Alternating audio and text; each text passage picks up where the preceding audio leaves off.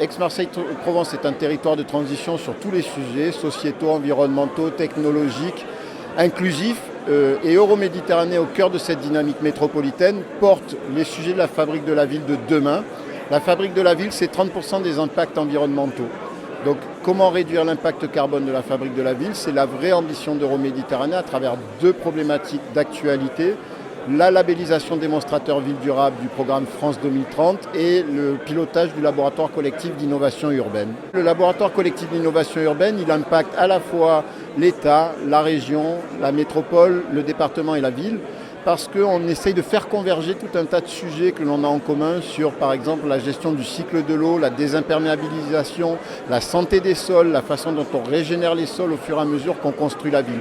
Donc on essaye de faire converger tout un tas de sujets sur la mobilité, l'énergie, les modes constructifs, les matériaux, ensemble, sur lesquels on promet de porter des sujets d'innovation, de porter des sujets d'études et de les construire collectivement. France 2030 est un enjeu excessivement important pour nous parce que d'une part, dans la phase d'incubation que nous portons, nous sommes en train de réaliser des études d'innovation, de transformation, de recherche-action très importantes.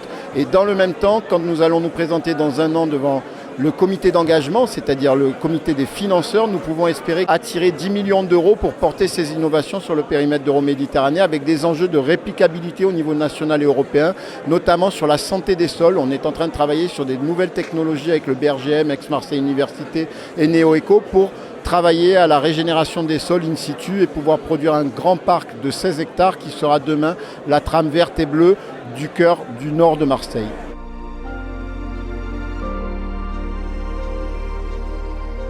Le port, il a deux grands bassins. Les bassins ouest, où se trouve toute l'activité industrielle au portuaire, ce qu'on appelle Fos-sur-Mer, mais aussi les bassins est. Les bassins, c'est l'interface d'Euroméditerranée. On transforme la ville sur l'interface de ces bassins est. Et l'enjeu pour nous, c'est que cette partie de l'activité portuaire est historiquement potentiellement polluante dans le transport maritime notamment. Aujourd'hui, on a 4 grands projets qui ont fait déjà les échos dans la presse. Carbone d'abord, une usine de production de panneaux photovoltaïques. Elle va être en mesure de produire des panneaux pour 5 gigawatts de puissance. Ensuite, on a l'usine H2V qui va produire de l'hydrogène à partir de l'électricité du mix énergétique français, donc de l'hydrogène bas carbone.